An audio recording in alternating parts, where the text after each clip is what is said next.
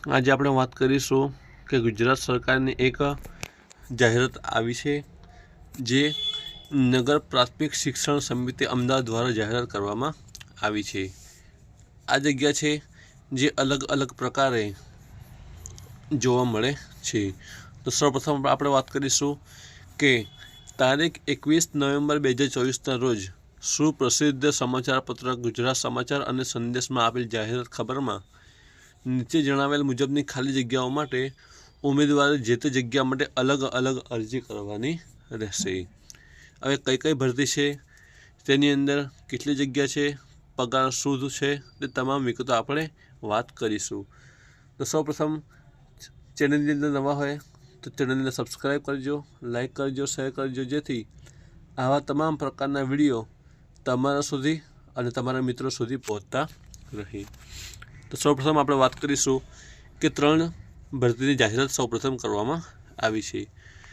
તો નાયબ શાસન અધિકારી એની અંદર કુલ એક જગ્યા છે, જેનો પગાર 67,700થી લઈ અને 2,08,700 સુધીનો મળવાપાત્ર રહેશે। ત્યારબાદ આપણે વાત કરીશું કે અધ્યાપક નૂતન તાલીમ વિભાગ, જેની અંદર એક જગ્યા છે, જેનો પગાર 44,900થી લઈ 1,42,400 સુધીનો મળવાપાત્ર રહેશે। ત્યારબાદ આપણે વાત કરીશું કે સુપરવાઇઝર સિગ્નલ સ્કૂલ, એની અંદર 2 જગ્યા ખાલી છે, જેનો પગાર 35,400થી લઈ 1,12,400 સુધીનો મળવાપાત્ર રહેશે।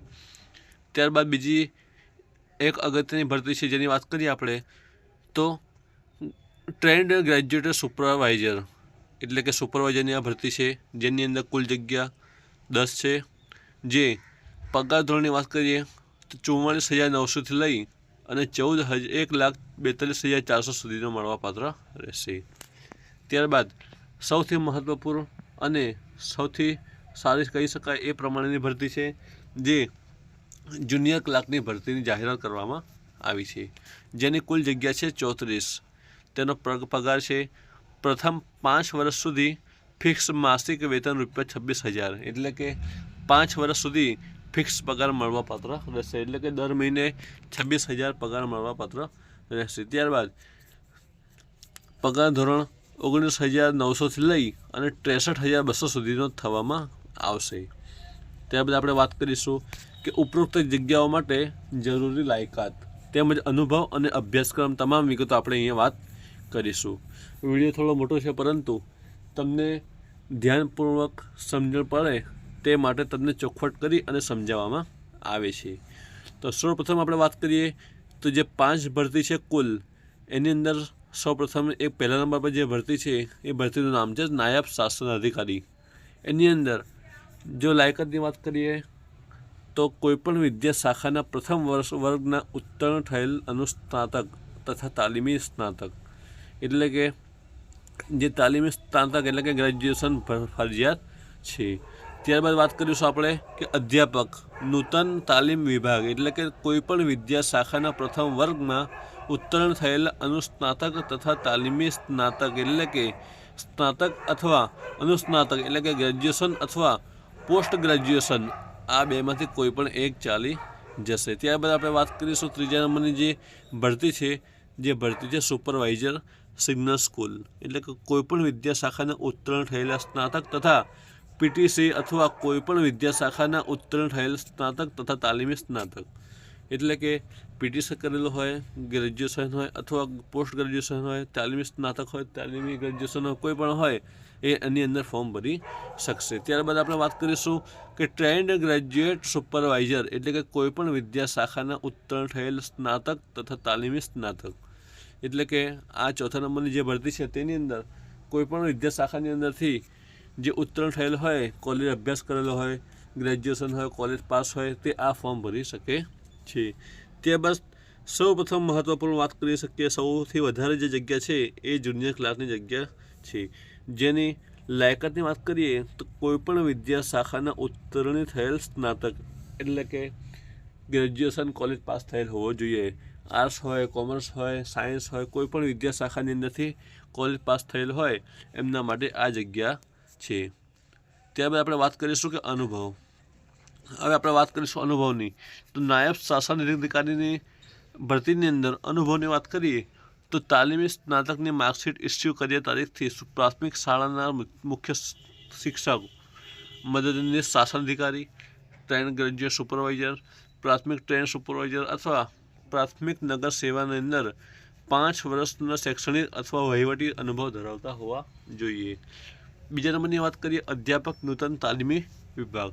તાલીમી સ્નાતકની માર્કશીટ ઇસ્યુ કર્યા તારીખથી ઓછામાં ઓછો 5 વર્ષનો શૈક્ષણિક અનુભવ અને લાયકાત ધરાવતા હોવા જોઈએ. ત્યારબાદ ત્રીજા નંબરની વાત કરીએ સુપરવાઇઝર સિગ્નલ સ્કૂલ.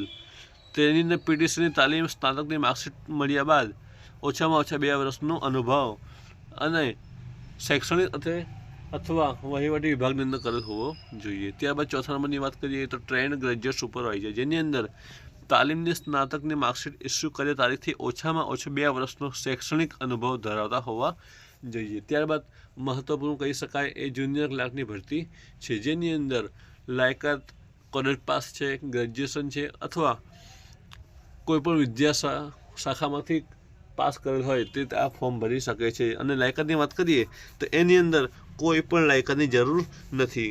એટલે જો તમારે આ જુનિયર ક્લાર્કના સહિતના 4 પ્રકારની ભરતીના ઘરે બેઠા ઓનલાઈન ફોર્મ ભરવા હોય તો અમારા સંપર્ક કરી અને તમને ન જેવી ફી સાથે ઘરે બેઠા ઓનલાઈન ફોર્મ ભરી આપવામાં આવશે. અમારા વોટ્સઅપ નંબર છે 73 83 70 75 64. એની ઉપર સંપર્ક કરી અને તમે ન જેવી ફી સાથે ઘરે બેઠા ઓનલાઈન ફોર્મ ભરાવી શકો છો. જુનિયર ક્લાર્કની અંદર તમે ફોર્મ ભરવામાં સરળતા રહેશે, કારણ કે એની અંદર કોઈ પણ પ્રકારનો અનુભવની જરૂર રહેતી નથી.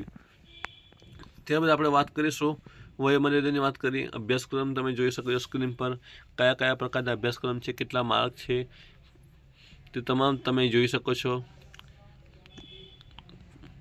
તમને વિડીયો થોડો મોટો છે, પરંતુ તમને સમજણ પડે તે રીતે તમને તમામ પ્રકારના અલગ અલગ વિભાગની અંદર અલગ અલગ આ બતાવીશું. તમે જોઈ શકો છો કે ગ્રેજ્યુએશન સુપરવાઇઝરની અંદર ગુણભાર કેટલા છે, કેના કેટલા માર્ક મળશે તે તમામ તમે વિગતો અહીંયા જોઈ શકો છો. જુનિયર ક્લાર્કની વાત કરીએ તો જુનિયર ક્લાર્કની લેખિત પરીક્ષા માટે કુલ ગુણ 50 છે અને મેરિટના ગુણભાર 50 રહેશે. એટલે કે 100 માર્કનું પેપર તમને જોવા મળી શકે છે. અહીંયા તમે થોડા નિયમો છે, તમે નિયમો જોઈ શકો છો, નિયમો તમે વાંચી શકો છો. તમે અહીંયા અલગ અલગ પ્રકારના ઓનલાઈન ફોર્મ ભરવા માટે અહીંયા એક મહત્વપૂર્ણ સૂચના પણ આપવામાં આવશે કે સ્ટાફ સિલેક્શન કમિટી તેમજ નોન ટીચિંગ સ્ટાફ સિલેક્શન કમિટીમાં નક્કી થયા મુજબ બિન અનામત વર્ગના એટલે કે દિવ્યાંગજન વર્ગ સિવાયના ઉમેદવાર અરજી દીઠ ₹500 તથા આર્થિક રીતે નબળા વર્ગ, સામાજિક શૈક્ષણિક રીતે પછાત વર્ગ, અનુસૂચિત જાતિ તેમજ અનુસૂચિત જનજાતિ દિવ્યાંગજન વર્ગ સિવાયના ઉમેદવારોએ ₹250 ફી ઓનલાઈન ભરવાની રહેશે, જે તારીખ 20 ડિસેમ્બર 2024 સુધીમાં ભરવાના રહેશે. એટલે કે જનરલ કેટેગરી હોય એમના માટે ₹500 ફી છે અને SC ST OBC હોય એમના માટે ₹250 ઓનલાઈન ફી ભરવાની રહેશે. તમે અહીંયા અલગ અલગ જોઈ શકો છો કે ઓનલાઈન ફોર્મ ભરવા માટે કયા કયા ડોક્યુમેન્ટ જોઈશે, કઈ રીતે ફોર્મ ભરવાનું, કઈ વેબસાઇટ છે તે તમામ વિગતો તમે સ્ક્રીન પર જોઈ શકો છો. એટલે કે જો તમારે આ પ્રકારના ફોર્મ ભરવા હોય તો ફરી એકવાર કહી દઈએ કે અમારો સંપર્ક કરી શકો છો. અને એક આપણે બાંહેધરી સેલ્ફ ડિક્લેરેશન તમને આપવામાં ખાસ આવ્યું છે, જેને આપણે વાંચી અને તમને જાણ કરીશું. હું ખાલી જગ્યા ખાતરીપૂર્વક જાહેર કરું છું કે મને નગર પ્રાથમિક શિક્ષણ સમિતિ અમદાવાદ કે અન્ય સરકારી અર્ધ સરકારી સરકાર હસ્તકની કોઈપણ સંસ્થા દ્વારા કરાયેલ પણ ગેરલાયક ઠરાવેલ નથી કે મારી ગેરલાયકતાનો સમય ચાલુ નથી. અરજીમાં દર્શાવેલ વિગતો મારી જાણ તથા ખાતરી મુજબ સાચી છે અને જો તેમાં કોઈપણ વિગતો ખોટી હશે તો તે અંગે નગર પ્રાથમિક શિક્ષણ સમિતિ અમદાવાદનો નિર્ણય અંતિમ રહેશે અને તે મને બંધન કરતા છે. મેં નગર પ્રાથમિક શિક્ષણ સમિતિ અમદાવાદ જાહેરાતના બધા જ નિયમો અને સૂચનાઓ વાંચી અને સમજી લીધી છે, જે મને બંધન કરતા રહેશે. આ ઉપરાંત હું જાહેરાતના દર્શાવેલ લાયકાતની શરતોને અનુરૂપ પાત્રતા ધરાવું છું. એટલે કે આ તમે જોઈ શકો છો એક સેલ્ફ ડિક્લેરેશન જે સૂચના અમલમાં મૂકવામાં આવી છે. આ સૂચનાનું સ્પષ્ટપણે પાલન કરવાનું રહેશે. આ તમામ નિયમો જે વાત કરી એ નિયમો અહીંયા તમને જોવા મળે છે. તો ફરીવાર ચેનલને નવા હોય તો ચેનલને સબસ્ક્રાઈબ કરજો, લાઇક કરજો, શેર કરજો, જેથી આવા તમામ પ્રકારના વિડીયો તમારા સુધી અને તમારા મિત્રો સુધી મળતા રહે.